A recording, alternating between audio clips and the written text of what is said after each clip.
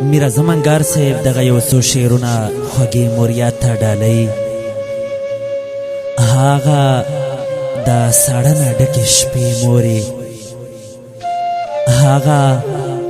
د ساړه نه ډکې شپې مورې، تېرې دي د ماته شوګیرې مورې، او کور ته به چې راغلم تا به ښکل کړمه، کور ته به چې راغلم تا به ښکل کړمه، نه رانه هېرېږي عالم هې مورې، او تا چې په سپین مخ سپین کفن خور کړلو، تا چې په سپین مخ سپین کفن خور کړلو، زه به چاته